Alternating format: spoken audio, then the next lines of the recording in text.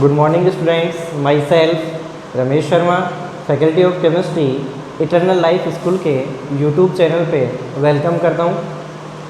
पिछले वीडियो में बेटा अपने ने पॉलीमर का इंट्रोडक्शन और classification on the basis of source and component unit कि अपने पास one kind type of monomer unit है या more than one kind type of monomer unit है। उसके बेसिस पे पॉलीमर को दो पार्ट्स में डिवाइड किया, addition polymer and condensation polymer. अपने पास होमोपॉलीमर और हेट्रोपॉलीमर अपने ने नेचुरल जो सोर्स जो हैं अपने पास प्लांट एनिमल, उनके बेसिस पे अपने ने देखा बेटा नेचुरल पॉलीमर क्या होता है, सेमी सिंथेटिक पॉलीमर क्या होता है और सिंथेटिक पॉलीमर क्या होता है। तो इन सब की अपन ने बात की और आज अपन इसका थर्ड क्लासिफिकेशन पढ़ रहे हैं बेटा कि classification on the basis of polymerization process. Polymerization process में अपन ये पढ़ेंगे बेटा कि अपने पास एक ही जो मोनोमर यूनिट है वो बार बार रिपीट होती जाए और पॉलीमर की फॉर्मेशन कर ले। यानी कि जब वो बार बार रिपीट हो तो वहाँ से कोई स्मॉल मॉलिक्यूल एलिमिनेट न हो। तो इस प्रकार का जो पॉलीमर जो होता है वो एडिशन पॉलीमर कहलाता है और उसके बनने की जो प्रोसेस जो होती है वो एडिशन पॉलीमराइजेशन कहलाती है। तो अपने पास पहला इसका पॉइंट है बेटा addition polymer, the polymers which are synthesized by repeated addition of monomer molecule, कि ऐसा पॉलीमर जिसमें अपने पास जो सिंगल जो उसकी मोनोमर यूनिट है वो बार बार रिपीट हो और रिपीट होकर उस पॉलीमर की क्या करे बेटा फॉर्मेशन करे and not eliminated a simple molecule like water ammonia. और जब वो रिपीट हो तो वहाँ से कोई स्मॉल मॉलिक्यूल एलिमिनेट ना हो, आर कॉल्ड एडिशन पॉलीमर। तो वो पॉलीमर क्या कहलाता है बेटा एडिशन पॉलीमर। और उसके बनने की जो प्रोसेस जो है उस प्रोसेस को नाम क्या दे देंगे, एडिशन पॉलीमराइजेशन नाम दे देंगे। जैसे फॉर एग्जांपल अपन डिस्कस कर रहे हैं बेटा एन मॉलिक्यूल लेके चल रहे बेटा किसके, CH2 डबल बॉन्ड CH2 के, क्या कहलाता है बेटा एथीन कहलाता है। अब एडिशन पॉलीमराइजेशन की प्रोसेस होगी तो कार्बन कार्बन के बीच में जो डबल बॉन्ड है वो सिंगल बॉन्ड में कन्वर्ट हो जाएगा और डबल बॉन्ड जब सिंगल बॉन्ड में कन्वर्ट होगा तो इस कार्बन और इस कार्बन की दोनों की वैलेंसी फ्री हो जाएगी। तो यहाँ अपने ने CH2 का होल एन और अपने पास मोनोमर यूनिट क्या थी, एथीन थी। तो मोनोमर यूनिट के नाम से पहले अपने ने क्या वर्ड यूज कर लिया बेटा, पॉली वर्ड यूज कर लिया। तो अपने पास जो पॉलीमर जो बना वो क्या बन गया बेटा, पॉलीथीन बन गया। क्लियर है पहला एग्जाम्पल। सेकेंड एग्जाम्पल अपन बात करें बेटा CF2 double bond CF2 double bond CF2 क्या है बेटा कि अपने पास कितने फ्लोरो हैं बेटा, 4 हैं। तो क्या लिख देंगे टेट्रा फ्लोरो। और कार्बन कार्बन के बीच में डबल बॉन्ड तो एथीन, तो टेट्रा फ्लोरो एथीन के कितने मॉलिक्यूल लिए बेटा, N मॉलिक्यूल लिए। कैसी प्रोसेस बेटा, पॉलीमराइजेशन की प्रोसेस होगी। अब पॉलीमराइजेशन की प्रोसेस होगी तो आपको बताया था कि कार्बन कार्बन की वैलेंसी को अपने को क्या करना है, फ्री करना है। तो अपने पास इन दोनों कार्बन की वैलेंसी क्या हो जाएगी, फ्री हो जाएगी। तो अपने पास डबल बॉन्ड किस में कन्वर्ट हो जाएगा, सिंगल बॉन्ड में। तो अपने पास टेट्रा फ्लोरो एथीन के नाम से पहले क्या लगा देंगे बेटा, पोली लगा देंगे। तो नाम क्या बना, पोली टेट्रा फ्लोरो एथीन। और इसे ही अपन क्या कहते हैं बेटा, टेफ्लॉन कहते हैं। वेरी इंपॉर्टेंट बेटा ये जो अपने पास नॉन स्टिक्स जो सरफेस जो आती हैं उन नॉन स्टिक सरफेस में जो ऊपर वाली जो सरफेस है उसकी कोटिंग करने के लिए अपन किसका यूज करते हैं बेटा, टेफ्लॉन का यूज करते हैं। पॉली टेट्रा फ्लोरो एथीन का क्या करते हैं बेटा, यूज करते हैं। और प्रीवियस एग्जाम में भी आया हुआ है, इसमें आपको पूछा था कि what is the monomer unit of Teflon, कि टेफ्लॉन की मोनोमर यूनिट क्या है। तो आंसर आप क्या देंगे, tetra fluoro ethene is a monomer unit of Teflon. Third अपने पास एग्जाम्पल है बेटा CH2 डबल बॉन्ड CH और C6H5। ये जो मॉलिक्यूल जो है ये क्या कहलाता है बेटा, स्टाइरीन कहलाता है। और इसके कितने मॉलिक्यूल लिए बेटा, N मॉलिक्यूल लिए। इसका क्या करवाएंगे, पॉलीमराइजेशन। तो पॉलीमराइजेशन करवाएंगे तो कार्बन कार्बन के बीच में जो डबल बॉन्ड है वो सिंगल बॉन्ड में कन्वर्ट हो जाएगा और अपने को क्या मिलेगा, CH2 single bond CH C6H5। इसका क्या मिलेगा बेटा, होल एन। तो स्टाइरीन के कितने मॉलिक्यूल ले रहे हैं, n मॉलिक्यूल। तो बनने वाला जो अपने पास पॉलीमर होगा उसके नाम से पहले पोली लगा दो, तो नाम क्या बन जाएगा बेटा, पोली स्टाइरीन बन जाएगा। अगला अपन एग्जाम्पल डिस्कस करें बेटा, CH2 डबल बॉन्ड CH और यहाँ अपने ने क्या जोड़ दिया बेटा, CN। CN क्या होता है बेटा, साइनाइड ग्रुप होता है, और CH2 double bond CH vinyl group बोलते हैं।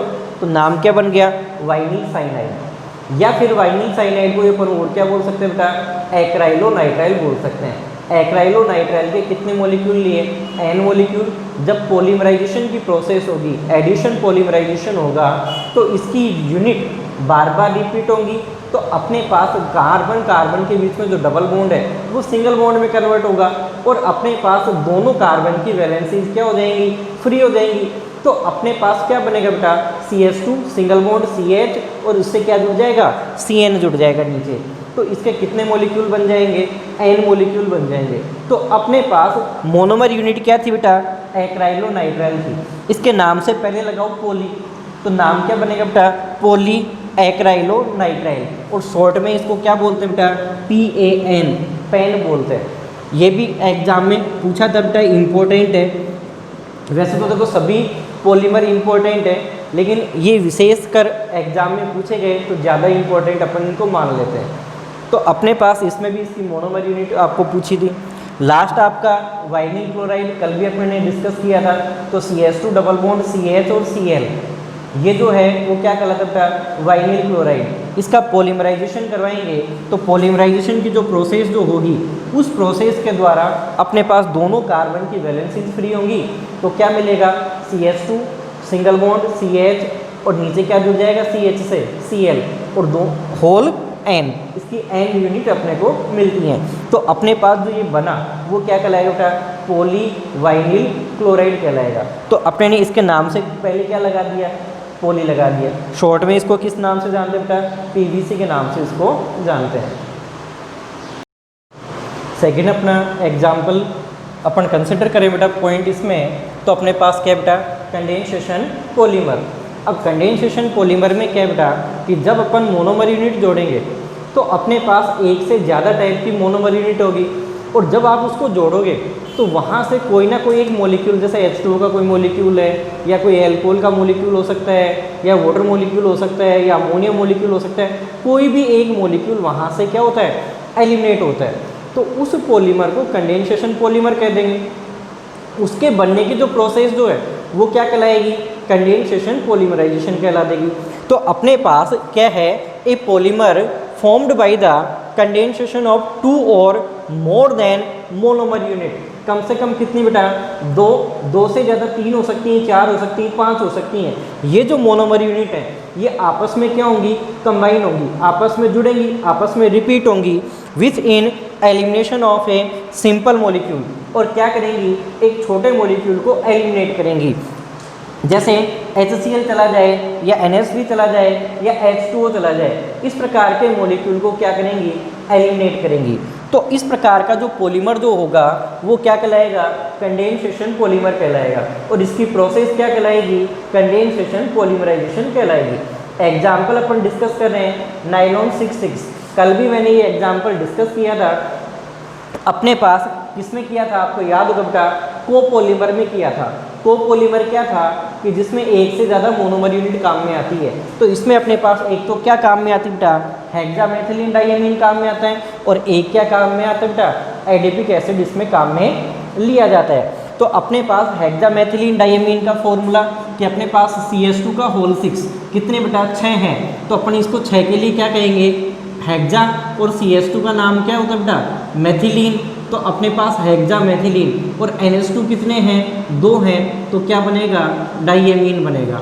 तो हेक्सामेथिलीन डाइएमीन। और यहाँ पर अपने पास ये जो फॉर्मूला है वो किसका बेटा, एडिपिक एसिड का फॉर्मूला है। अब अपने पास यदि आप इसका IUPAC में नाम लिखेंगे एडिपिक एसिड का, तो नाम क्या होगा, हेक्सेन डाइओइक एसिड, क्योंकि 2 तो कार्बोक्सिलिक एसिड है बेटा, और 6 इसमें कार्बन है। दोनों जो मोनोमर यूनिट है उसमें नंबर ऑफ कार्बन एटम 6 हैं, इसलिए अपने ने इसको नाम क्या दिया बेटा, नाइलॉन 6,6 दिया। अब जब ये आपस में जुड़ेंगी तो क्या होगा, एक स्मॉल मॉलिक्यूल वहाँ से एलिमिनेट होगा, तो इसका तो H और इसका क्या ले लेंगे बेटा, OH। ऐसे ही इधर जो यूनिट आएगी, इधर कौन सी आएगी, एडिपिक एसिड की आएगी, तो उसका OH और इसका क्या ले लेंगे, H। ऐसे ही अपने पास ये एडिपिक एसिड का है, तो उधर अपने पास क्या आएगा, हेक्सामेथिलीन डायमीन, तो इसका क्या ले लेंगे बेटा, OH, और उसका क्या ले लेंगे, H ले लेंगे। यानी कितने वाटर के मॉलिक्यूल चले जाएंगे बेटा, N वाटर के मॉलिक्यूल क्या हो जाएंगे बेटा, एलिमिनेट हो जाएंगे। दोनों की NN यूनिट पार्ट आएंगी, तो अपने पास क्या बचा, NHCH2 का होल 6 NH। यहाँ से ये जा चुका बेटा, तो बचा क्या, C double bond O, CH2 का होल 4, और आगे क्या बचा, C डबल बॉन्ड O, और इसका टोटल क्या बन गया बेटा, होल है। तो ये जो मॉलिक्यूल जो बना वो क्या कहलाता है, नाइलॉन 6 कहलाता है। सेकंड, एक और एग्जांपल अपन इसमें कंसिडर कर लेते हैं, टेरिलीन। टेरिलीन जो है उसकी जो मोनोमर यूनिट है वो क्या है बेटा, अपने पास एथाइलिन ग्लाइकोल और टरफेलिक एसिड, ये इसकी मोनोमर यूनिट होती हैं। तो ये भी यदि आप एग्जाम्पल कंसिडर करना चाहें तो हाइड्रोपॉलीमर या कोपॉलीमर का एग्जाम्पल हो सकता है। तो अपने पास एथाइलिन ग्लाइकोल, ये इसका क्या बेटा, कॉमन नेम है। एल्कोहल में आप याद करो बेटा, कैसा एल्कोहल है ये, डाईहाइड्रिक एल्कोहल है। तो डाईहाइड्रिक एल्कोहल का एग्जाम्पल है एथाइलिन ग्लाइकोल। IUPAC में इसका अपन नाम लिखेंगे तो क्या होगा, एथेन 1,2 डाइओल, ये इसका IUPAC में नाम होगा। ये जो अपने पास फॉर्मूला है वो किसका होता है बेटा, टरफेलिक एसिड का होता है। तो अपने पास इसको अपन 1 पोजीशन दे दें, ये 2, ये 3 और ये 4, यानी कि बेंजीन है, और बेंजीन में अपने पास एक तो 1 पे और एक कहाँ पे बेटा, 4 पे, 2 कार्बोक्सिल ग्रुप जुड़े हुए हैं। तो अपन और इसका IUPAC में नाम लिखना चाहें तो क्या लिखेंगे बेटा, बेंजीन 1,4 डाइओइक एसिड, ये अपन इसका IUPAC में नाम लिख सकते हैं। तो अपने पास क्या होगा कि अपने पास जो एल्कोहल है वो तो अपना क्या देगा बेटा, H देगा, और कार्बोक्सिल जो ग्रुप है वो अपना क्या देगा बेटा, OH देगा। यानी कि टोटल अपने पास NH2 के जो मॉलिक्यूल है वो एलिमिनेट हो जाएंगे। तो यहाँ से भी क्या चला गया बेटा, H, क्योंकि दूसरी जो यूनिट आएगी इधर वो अपना OH दे देगी। ये क्या देगा, OH, क्योंकि आने वाली जो यूनिट है कौन सी होगी, आने वाली एथाइलिन ग्लाइकोल, वो अपना क्या देगा, H देगा। तो NH2 मॉलिक्यूल वहाँ से क्या हो जाएंगे, एलिमिनेट हो जाएंगे। अब जो बचा हुआ है उसको लिख देते हैं अपन। तो क्या बचा, ऑक्सीजन बचा, CH2, ये तो यहाँ पे बच गया, और ये ऑक्सीजन, क्लियर बात। अब यहाँ से ये चला गया तो बचा क्या, कार्बन ऑक्सीजन के बीच में डबल बॉन्ड, बेंजीन रिंग, और इधर क्या बचा, कार्बन ऑक्सीजन के बीच डबल बॉन्ड। तो इसके कितने मॉलिक्यूल बने बेटा, N मॉलिक्यूल बन गए, और ये N मॉलिक्यूल जो बना वो अपने पास क्या कहलाता है, टेरिलीन कहलाता है। तो ये दोनों एग्जाम्पल अपने उन्हें किसके कंसिडर किए बेटा, कंडेंसेशन पॉलीमर के क्या किए, कंसिडर किए। अगला अपना क्लासिफिकेशन है बेटा, classification on the basis of line structure, कि जो आपके पास पॉलीमर जो है उस पॉलीमर की स्ट्रक्चर कैसी होगी। तो उसमें अपने पास स्ट्रक्चर के बेसिस पे अपने ने पॉलीमर्स को 3 पार्ट्स में डिवाइड कर दिया। पहला अपने पास लीनियर पॉलीमर है, सेकंड अपने पास क्या होगा बेटा, ब्रांच पॉलीमर होगा, और तीसरा अपने पास क्रॉस लिंक्ड पॉलीमर। ये 3 प्रकार के क्या है इसमें, पॉलीमर हैं। लीनियर का मतलब आप जानते हो कि जब मोनोमर यूनिट आपस में जुड़े तो एक क्या बने बेटा, स्ट्रेट चेन की वो क्या कर लें, फॉर्मेशन कर लें। तो वो पॉलीमर अपने पास क्या कहलाएगा, लीनियर पॉलीमर कहलाएगा। यदि अपने पास कोई पॉलीमर जो लीनियर जो है उससे अपने पास डिफरेंट चेन की जो लेंथ जो है उससे वो जुड़ी हुई हो, यानी कि उससे ब्रांच ऑफ कार्बन जुड़ा हो, कोई सब्स्टिट्यूट्स जुड़े हुए हो उससे, तो वो अपने पास क्या कहलाएगा, ब्रांच ऑफ कार्बन कहलाएगा। यानी कि अपने पास ये कह दें कि उसको ब्रांच्ड पॉलीमर कह देंगे। अब अपने पास जो ब्रांच जो थी वो किसी दूसरी मोनोमर यूनिट से जुड़ जाए, यानी कि अपने एक दूसरे से वो कनेक्ट होके क्या बने, 3 डायमेंशनल नेटवर्क स्ट्रक्चर की क्या करें, फॉर्मेशन करें। तो ऐसा पॉलीमर अपने पास क्या कहलाएगा, क्रॉस लिंक्ड पॉलीमर कहलाएगा। तो देखते हैं बेटा इनको 1 बाय 1 कि कैसे क्या होते हैं ये। पहला अपने पास है बेटा लीनियर पॉलीमर।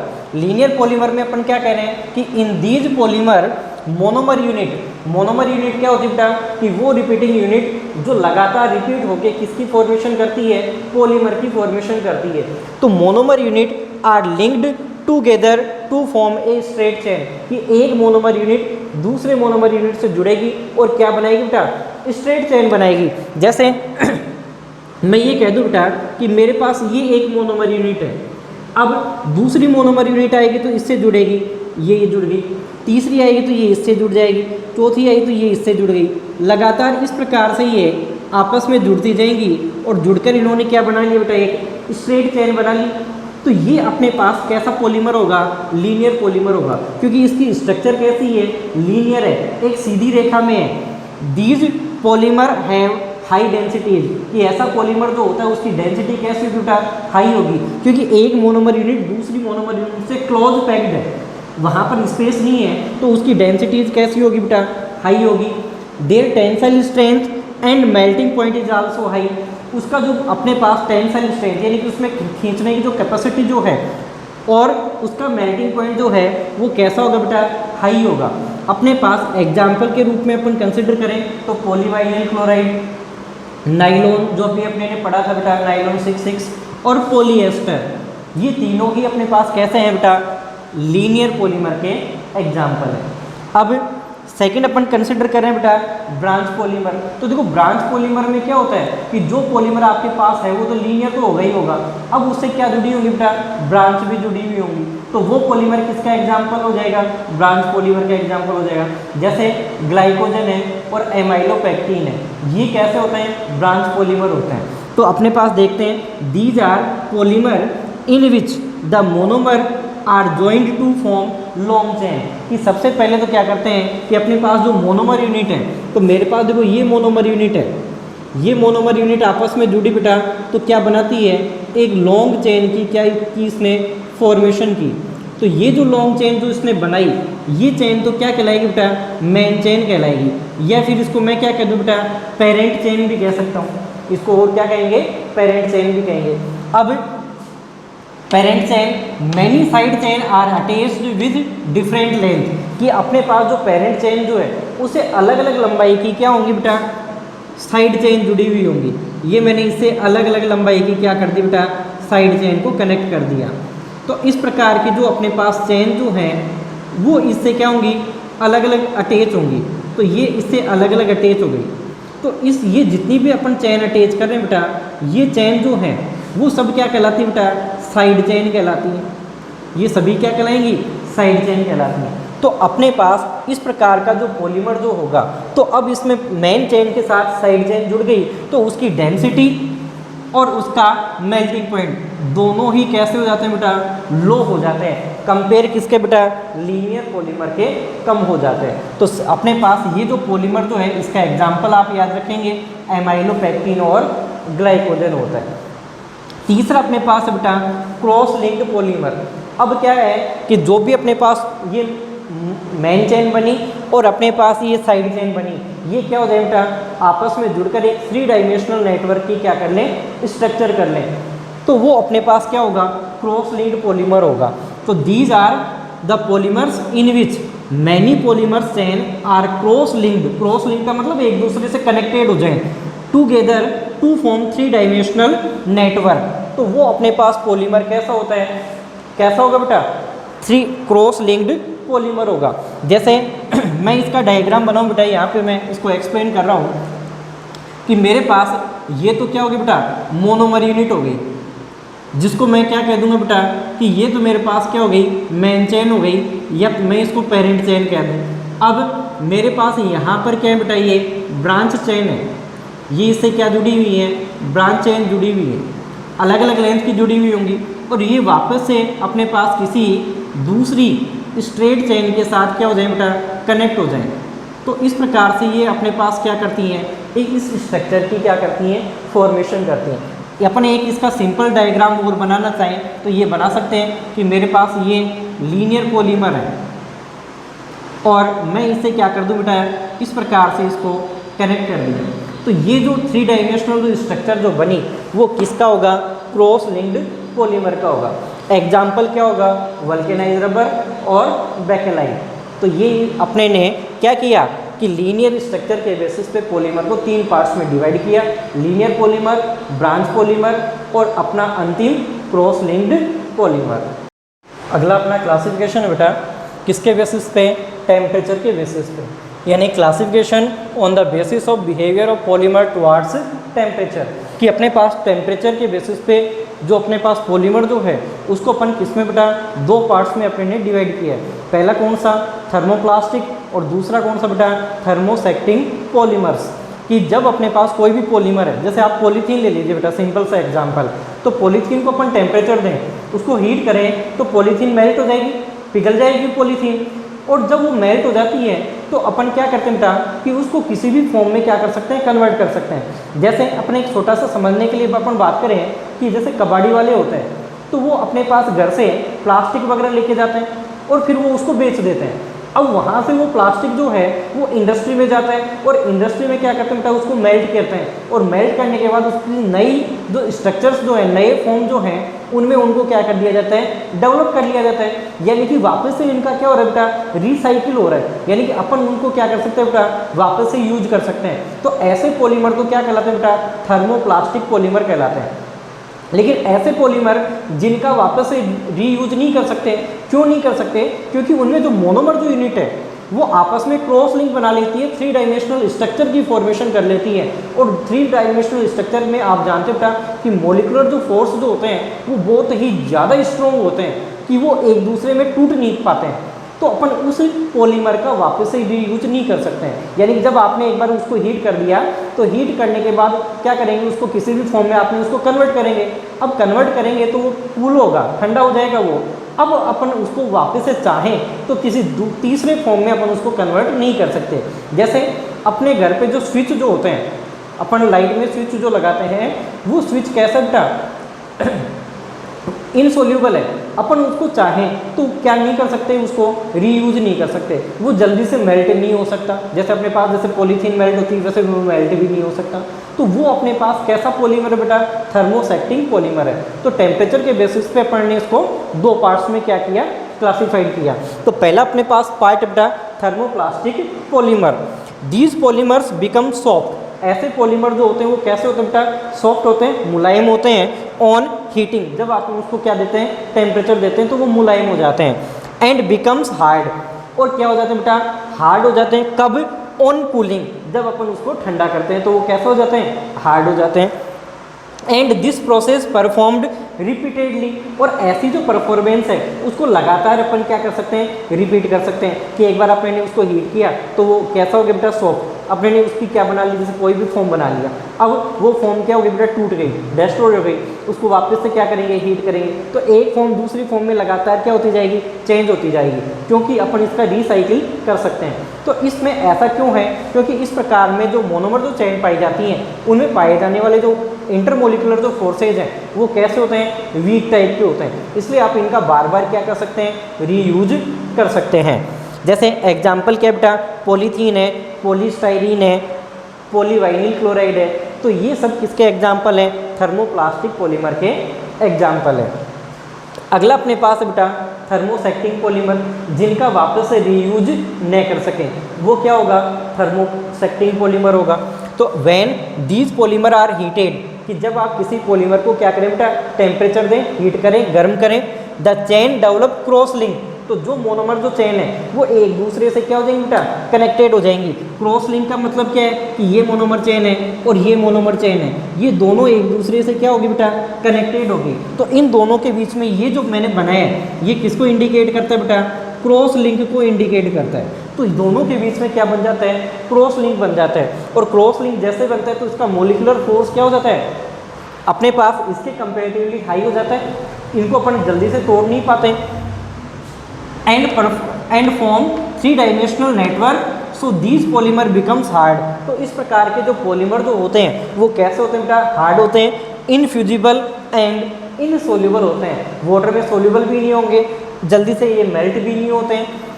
जैसे एग्जाम्पल क्या बेटा, बेकेलाइट है, मेलामाइन, फॉर्मेल्डिहाइड रेजिन, ये दोनों किसके एग्जाम्पल है बेटा, थर्मोसेक्टिंग पॉलीमर के एग्जाम्पल है। क्लियर है बेटा यहाँ तक बात आपको।